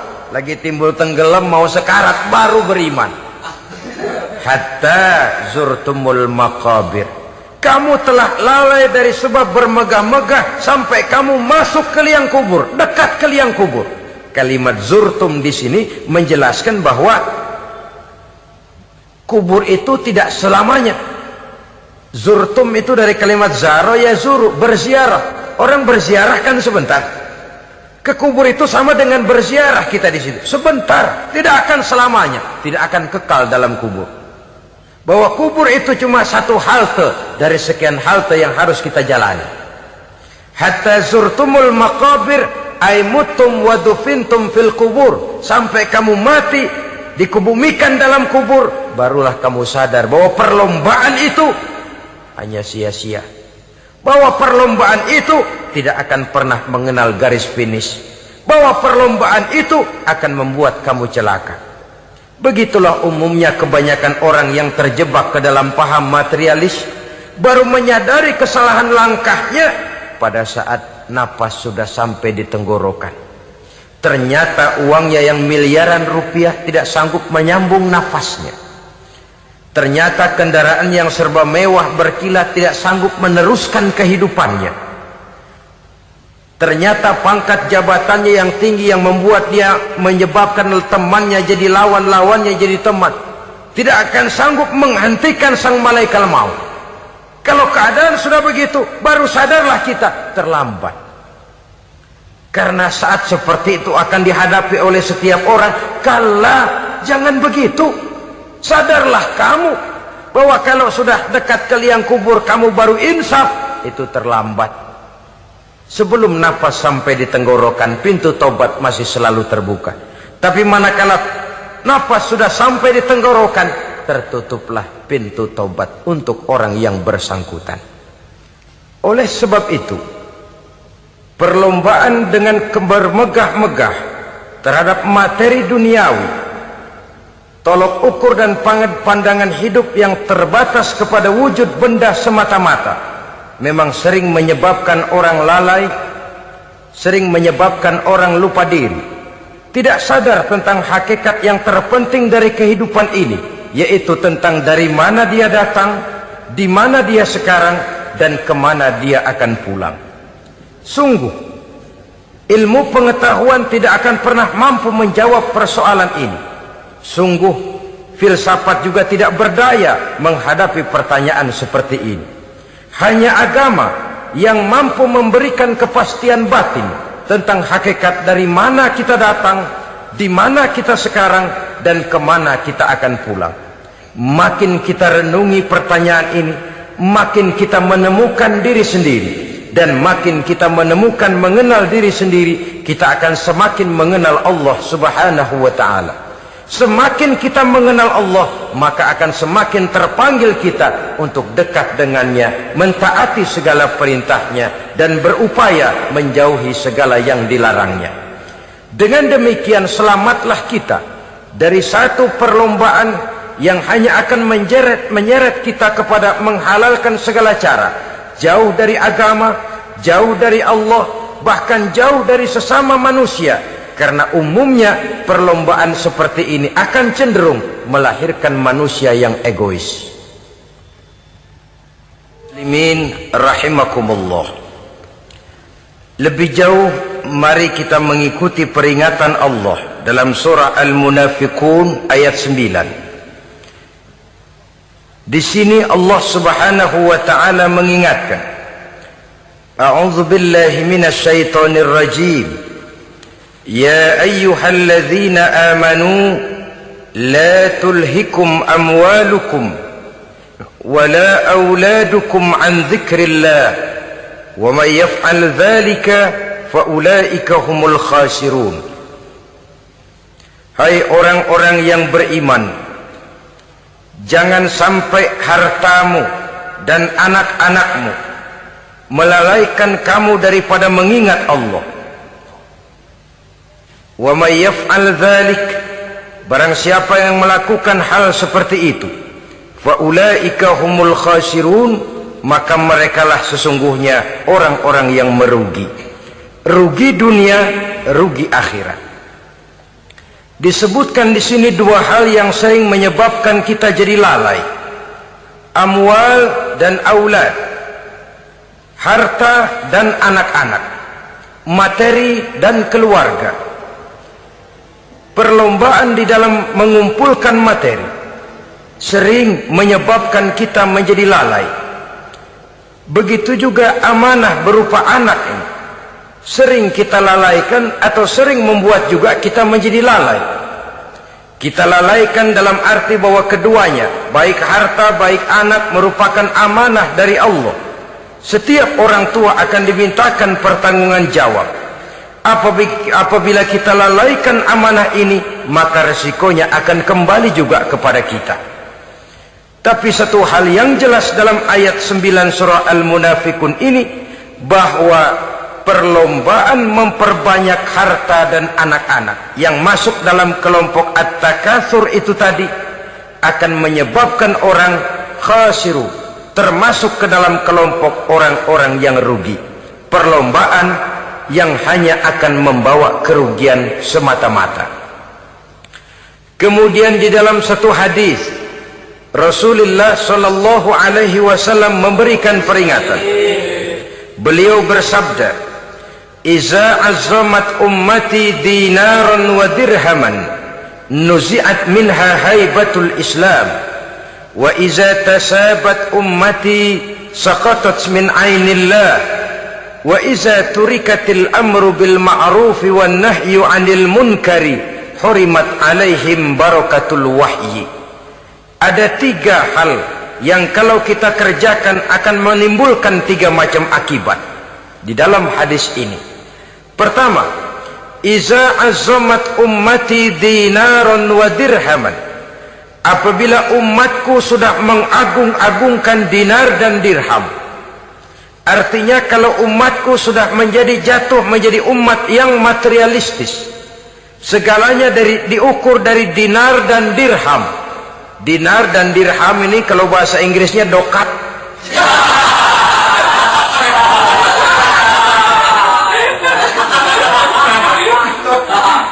Segalanya diukur dari segi dinar dan dirham saja. Nuzi'at minha haibatul Islam, akan dicabutlah kehebatan Islam dari mereka. Memang ada kalanya kita berkata bahwa tanpa uang kita tidak bisa berbuat apa-apa. Tapi kalau itu dijadikan landasan dari segala sesuatu, itu yang dijadikan ukuran, itu yang dijadikan tujuan, kita hakikatnya sudah gagal sebelum melangkah. Apapun saja profesi kita, apabila sudah menjadi pendewa dinar dan dirham, akan hilanglah kehebatan Islam, akan dicabut kehebatan Islam itu. Umat Islam bisa dibeli, ulama bisa dikontrak, kiai bisa dicarter. Saudara hadirin ma'asyiral muslimin rahimakumullah, apabila umatku sudah membesar-besarkan dinar dan dirham, bermegah-megah dengan itu, berlomba-lomba memperbanyak itu yang menjadi tujuan dan tolok ukur dari segala kegiatan, nuzi'at minha haibatul Islam, akan dicabutlah kehebatan Islam.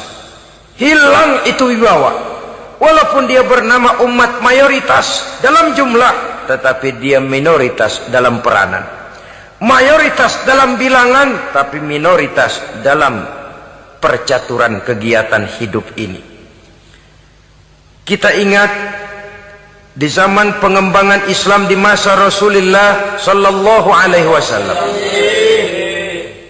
mereka berlomba-lomba mengorbankan dinar dan dirhamnya untuk kepentingan agama, bukan mengorbankan kepentingan agama untuk mencari dinar dan dirham. Kita di zaman sekarang sering terjadi penjungkiran nilai, terbalik yang kita amalkan. Nabi Ibrahim mengorbankan putranya Ismail untuk kepentingan agama. Kita sering sekarang ini mengorbankan kepentingan agama untuk anak-anak kita. Dulu anaknya yang dikorbankan buat agama, sekarang agamanya dikorbankan buat anak. Dulu dinar dan dirham dibelanjakan untuk menopang agama, sekarang agama dijadikan alat untuk mencari dinar dan dirham. Saudara-saudara kaum muslimin rahimakumullah, memang apabila dinar dan dirham digunakan untuk penyangga perjuangan, itulah idealnya. Saya katakan tadi, dinar, dirham, uang, dunia cuma sekedar alat, bukan sekedar tujuan. Kita memerlukan alat ini. Membangun pesantren tidak cukup dengan semangat. Membangun rumah sakit Islam tidak cukup dengan pidato. Membangun masjid tidak cukup dengan semangat menggebu-gebu. Kita perlu semen, kita perlu pasir, kita perlu batu kali, kita perlu besi, dan itu semua beli. Tidak turun dari langit seperti turunnya embun di waktu pagi. Tidak mungkin rumah sakit Islam muncul ke permukaan hanya dengan sim salabim abra-gedabra.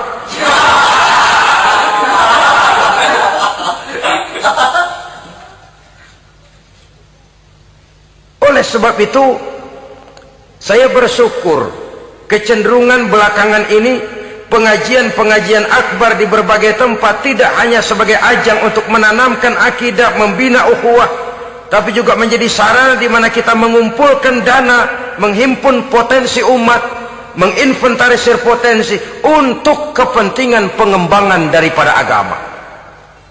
Meskipun ada satu dua orang yang salah paham tentang ini, sampai kemudian saya mendapat satu merek yang cukup tidak enak untuk didengar, mengkomersilkan pengajian katanya.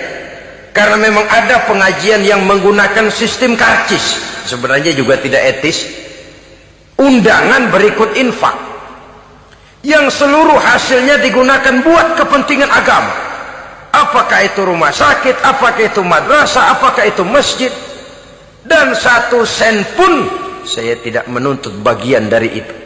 Saya malah berprinsip sepanjang saya masih laku untuk dijual dan itu memang buat kepentingan agama, persilahkan jual saja.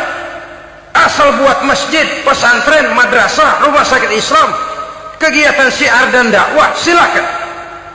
Tapi kalau sudah dijual buat kepentingan pribadi, memperkaya diri sendiri, tentunya dunia akhirat sulit untuk ridho kepada tingkah laku yang semacam itu. Kita memerlukan dana. Umat di daerah membangun memerlukan dana. Dan dana itu tidak hanya datang begitu saja.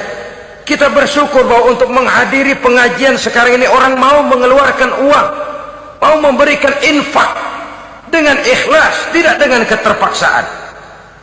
Kenapa tidak? Sehingga ini lalu diinventarisir untuk kepentingan pembangunan agama. Ratusan juta rupiah terkumpul dari pengajian-pengajian rutin ini, pengajian-pengajian akbar ini. Puluhan masjid terbantu, rumah sakit Islam terbantu, musola selesai. Ya walaupun tidak lalu semuanya beres, tapi gemaknya itu sudah cukup menyentuh untuk menyadarkan orang bahwa harta baru kekal kalau dia sudah dibelanjakan di jalan Allah. Nah, yang celaka kalau dinar dan dirham itu yang dijadikan tujuan. Mengadakan pengajian semata-mata untuk cari uang, uangnya buat kantongnya dewe. Itu yang membuat dicabutnya kehebatan Islam itu. Segalanya diukur dari sudut itu. Sehingga ketika seseorang datang bertanya tentang hal-hal yang berkaitan dengan ini, maka hal semacam ini sesungguhnya satu nikmat yang perlu kita syukuri sepanjang menginventarisir potensi umat benar-benar digunakan buat kepentingan daripada agama kita. Jadi peringatan tegas dari Nabi ini, iza azamat ummati dinaron wa dirhaman nuzi'at minha haibatul Islam. Apabila umatku sudah mengagung-agungkan dinar dan dirham, maka akan dicabutlah kehebatan Islam dari tengah-tengah mereka. Remeh saja orang memandang kita, enteng saja orang memandang kita. Satu. Yang kedua, patuhlah mereka dalam pandangan Allah. Kalau sesama umat ini sudah saling menjelekkan, apakah yang menjelekkan itu lebih bagus dari yang dijelekkan di hadapan Allah? Dua-duanya sama rendahnya.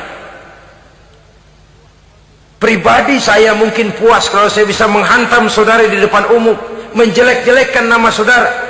Tapi lebih baikkah saya dalam pandangan Allah? Sama rendahnya dengan orang yang saya jelekkan. Itu pun kalau yang dijelekkan benar-benar jelek. Kalau cuma sekedar fitnah, wah, lebih celaka lagi nasib si orang itu tadi. Ini artinya menyadarkan kita bahwa umat ini sudah diikat dengan akidah. Beraneka ragam kita, tapi harus ada kebersamaan.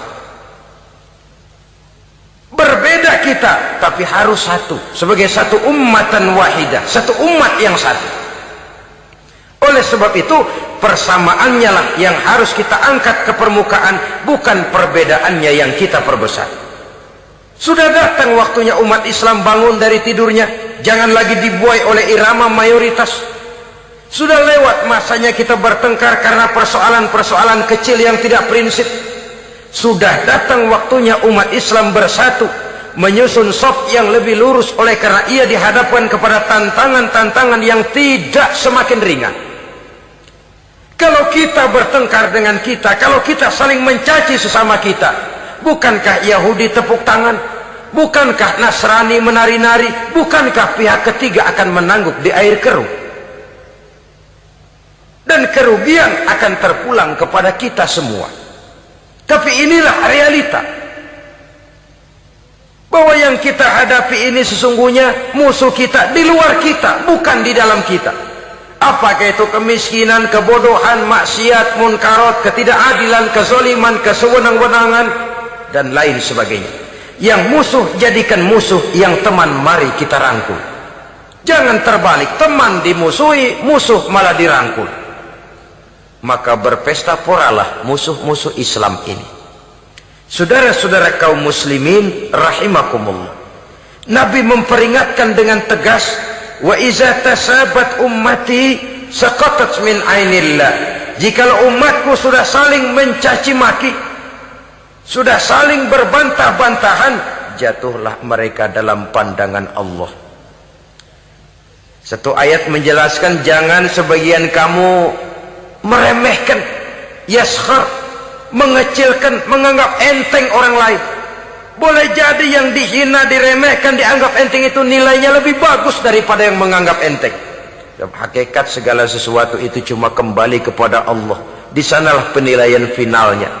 Manusia hanya melihat yang zahir. Makin banyak harapan hidup ini kita gantungkan kepada manusia, makin banyak kita harus bersiap untuk kecewa. Saudara-saudara kaum muslimin rahimakumullah. Kemudian yang ketiga peringatan dari baginda Nabi, wa iza turikatil amru bil ma'rufi wan nahyu 'anil munkari hurimat 'alaihim barakatul wahyi. Apabila amar ma'ruf dan nahi munkar telah ditinggalkan, maka akan hilanglah keberkahan wahyu, akan hilanglah keberkahan Quran, akan sirnalah keberkahan agama.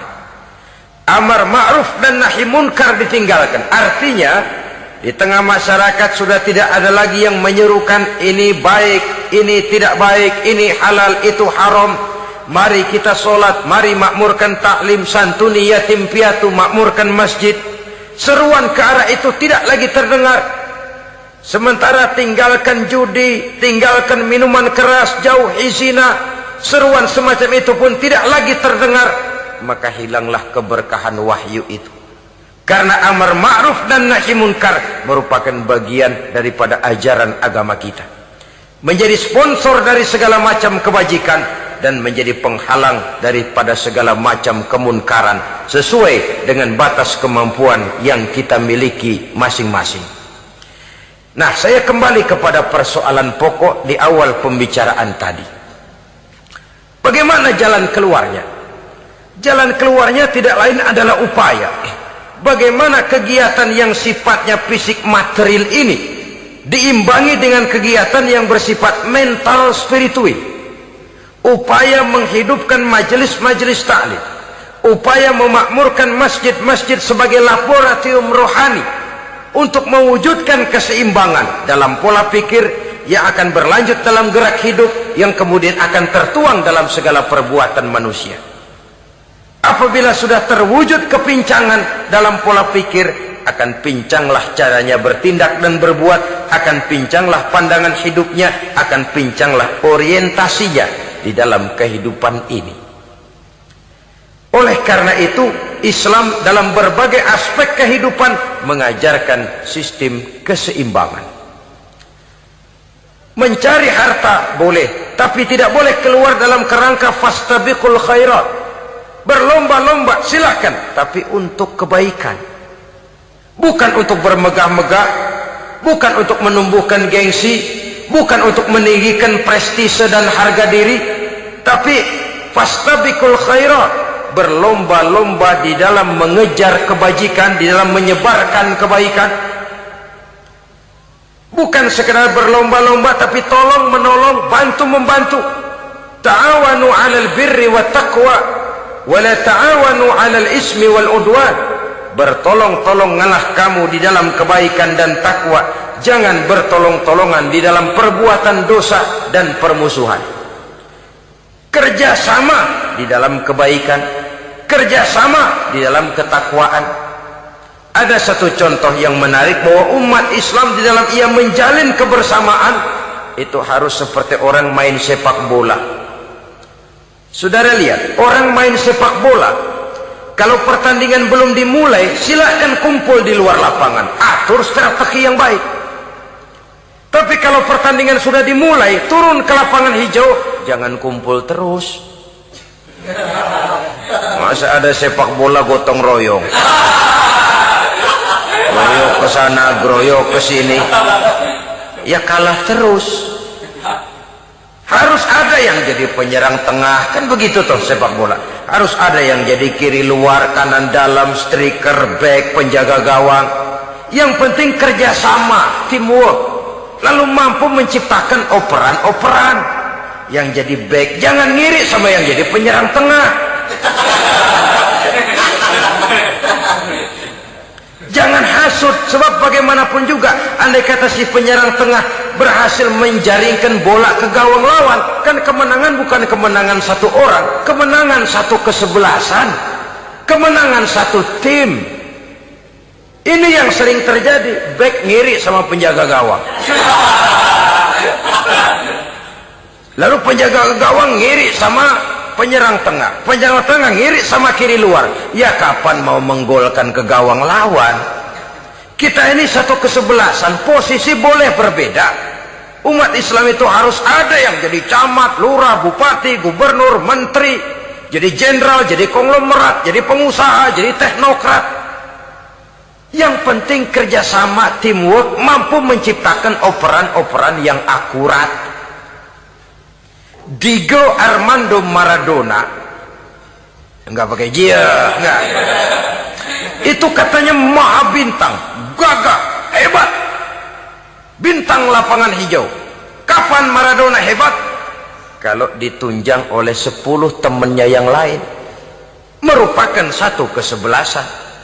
Bagaimanapun hebatnya Diego Armando Maradona, kalau dia sendirian lawan satu kesebelasan, remek.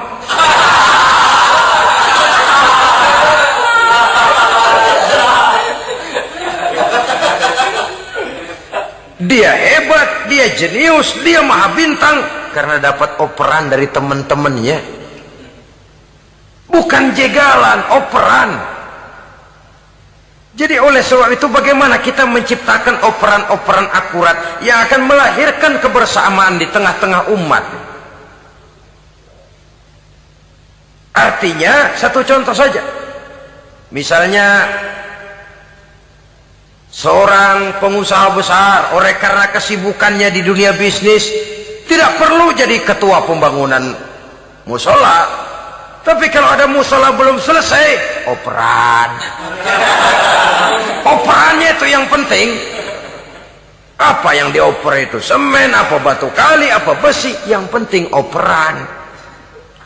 Operannya akurat.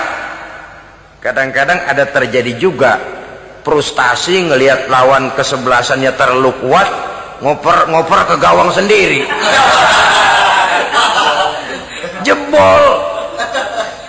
Kan sering terjadi begitu. Muslim didukung oleh umat Islam, ketika punya posisi menguntungkan malah mempersulit Islam. Ini kan ngoper ke gawang sendiri, bunuh diri namanya. Boro-boro jebolin gawang lawan, asal jangan bunuh diri juga lumayan. Jadi kalau saja kita mampu menciptakan kebersamaan seperti ini, baju boleh berbeda. Seorang muslim boleh dibungkus baju ABRI, boleh dibungkus baju dokter, boleh dibungkus baju teknokrat, boleh dibungkus baju konglomerat, sekedar baju. Tapi kalau terbukalah baju itu, kelihatan dadanya, terbersit nilai imannya, meresap sampai ke tulang sumsumnya. Dan pada saat Islam dikuti-kuti, akan timbul kecintaannya, akan timbul, saya muslim dan saya bangga dengan Islam saya. Saya muslim dan saya mau berbuat untuk Islam saya. Saya muslim dan saya siap mati untuk Islam saya. Dengan baju apapun dia terbungkus, kalau roh, jiwa dan semangat semacam ini tertanam, saya yakin kita umat Islam akan mampu berbuat lebih banyak dengan mewujudkan operan-operan akurat yang sangat diharapkan oleh umat itu tadi. Oleh sebab itu, saudara-saudara kaum muslimin rahimakumullah, baju boleh berbeda, bendera boleh beraneka warna, tapi jikalau bernama muslim, persamaannya yang dicari, jangan perbedaannya yang diperbesar. Nilai persaudaraan yang diikat dengan akidah semacam inilah yang banyak dicari orang, yang banyak menyebabkan orang masuk Islam. Di mana masjid kelihatan benar sebagai simbol kehidupan demokrasi dalam menciptakan ukhuwah, wawasan ukhuwah ini. Masjid simbol demokrasi. Siapapun masuk masjid buka sepatu, demokrasi. Siapapun orangnya, tidak peduli merek apapun sepatunya. Apa itu keluaran Cibaduyut Bandung? Apa itu modelnya Belli, Beltoni, Itali? Tidak soal, masuk masjid buka. Jumatan, kopral datang lebih dulu depan, pral. Jenderal datang belakang saja, pral. Tidak ada fasilitas khusus dalam masjid, karena di rumah Allah semua manusia sama. Si jenderal jangan lagi merasa jenderalnya, si pengusaha jangan lagi menonjolkan kebosannya. Masjid adalah simbol demokrasi daripada kehidupan umat. Sebab itu jangan terjebak kepada sektoral di dalam kita berbicara tentang ukhuwah ini. Kita boleh terbungkus dengan baju apapun, tapi kalau di balik baju itu tidak lain jiwa Islam yang mau berkorban, mau mengeluarkan harta, bahkan siap mati untuk Islamnya, maka kebersamaan itu akan mudah kita wujudkan. Tapi sepanjang kita berpecah belah, sepanjang kita centang perenang, maka tidak akan banyak yang bisa kita lakukan. Satu-satunya perlombaan yang bukan hanya dibolehkan tapi bahkan sangat dianjurkan oleh agama, yaitu fastabiqul khairat, berlomba-lombalah di dalam kebaikan, berlomba-lomba di dalam memakmurkan masjid, berlomba-lomba di dalam menghidupkan majelis-majelis taklim, berlomba di dalam menegakkan yang ma'ruf dan menghancurkan yang munkar, berlomba di dalam menyantuni yatim piatu. Tapi prakteknya kan kadang-kadang terbalik. Kalau sudah kumpul yang diakur-akurin, udah nambah kebun belum? Pabrik udah diperluas belum? Bisnis sudah sejauh mana? Belum pernah ada ketemu lalu kongko masjidnya udah digedein ya. Jarang yang ngomong begitu. Madrasahnya sudah bagaimana, sejauh mana? Mesti yang enak itu ya nyocok-nyocokin, bagaimana rumahmu sudah, bagaimana kendaraanmu, bagaimana pesawatmu, bagaimana bukankah itu juga takasur? Dari obrolan kan nanti yang belum kan timbul panasnya. Gile dia udah beli gituan, gue belum. Timbul panasnya, lalu berusaha, berlomba lagi, bersaing lagi, berlomba lagi, bersaing lagi. Walaupun persaingan perlu, karena tanpa persaingan orang jarang mikir. Hidup itu kalau nggak ada tantangan kan tidur kita. Orang hidup smooth gitu ya, jalan tenang, setenang ya, nggak maju orang itu. Orang itu baru bisa mengalami kemajuan kalau dia sudah dihadapkan kepada tantangan, gemblengan, gojlogan, fitnahan, hinaan, caci maki. Persaingan itu perlu supaya orang mikir. Kalau mikir dia berbuat, kalau dia berbuat dia bisa maju. Tapi persaingan yang sehat, bukan persaingan yang lalu menimbulkan fitnah, menghancurkan nama baik orang lain, yang dilatar belakangi oleh sifat hasud, dendam, iri hati, lalu menghalalkan segala cara. Tidak, bukan itu. Persaingan yang sehat ini akan menjadi alat picu agar orang lalu berlomba di dalam kebaikan. Satu-satunya perlombaan yang bukan hanya boleh tapi bahkan sangat dianjurkan oleh agama, berfastabiqul khairat, berlomba-lomba di dalam berbuat kebaikan. Berlomba-lomba membangun masjid bukan berarti di sebelah masjid bangun masjid lagi, bukan. Kadang-kadang karena ada fastabiqul khairat, berlomba-lomba, nggak apa-apa dah. Di sebelah masjid bikin lagi masjid. Akhirnya azan perlombaan main kenceng-kencengan. Bukan itu yang diinginkan tentu, bukan itu. Bagaimana memakmurkan masjid, bagaimana memfungsikan masjid, bagaimana membina umat dan lain sebagainya. Jadi pembicaraan ke arah itu akan menimbulkan rangsangan untuk berlomba di dalam kebaikan. Kalau dia kok bisa menata masjidnya sampai makmur, jamaah senang datang ke sana, anak-anak muda betah di masjid, kenapa saya tidak? Apa konsepnya?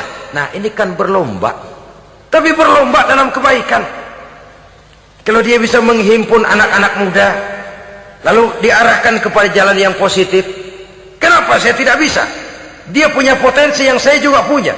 Berlomba di dalam kebaikan. Perlombaan semacam ini akan memberikan ketentraman karena jalan yang ditempuh jalan ibadah. Tapi kalau perlombaan materi, at-takasur tadi, yang timbul bukan ketentraman, panas. Karena panas, udah dekat, panas kan tetangganya hasud, dengki, iri hati, sakit, demam, orang lain maju, meriang. Lah kalau sudah begitu, hasud yang jadi bisikan hati, ya sudah, segala macam cara dilakukan untuk menjatuhkan orang lain. Dan itu sudah bukan lagi persaingan yang sehat. Saudara-saudara kaum muslimin rahimakumullah. Oleh sebab itu kita tutup pertemuan singkat kali ini dengan satu kesimpulan, bahwa harta adalah sekedar alat, bukan tujuan di dalam kehidupan. Tanpa harta barangkali orang sulit untuk bahagia, tapi harta semata-mata tidak merupakan jaminan bahwa orang lalu akan bahagia. Termasuk di dalam kata harta ini pangkat, jabatan, kedudukan, anak, istri, keluarga, rumah, tanah, pabrik, kebun, peternakan, dan lain sebagainya.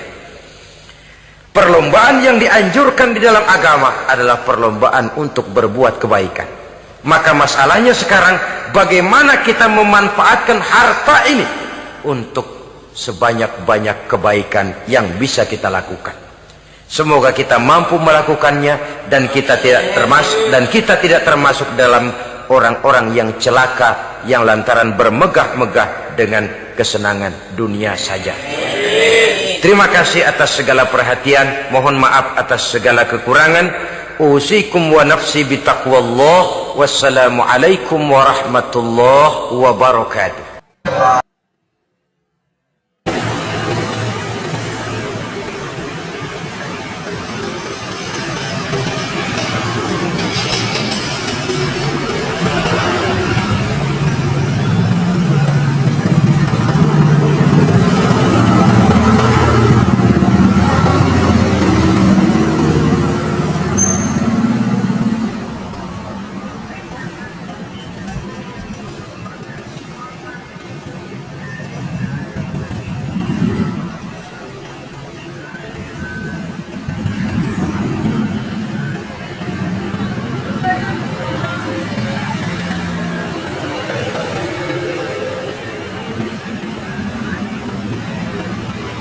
Wabarakatuh.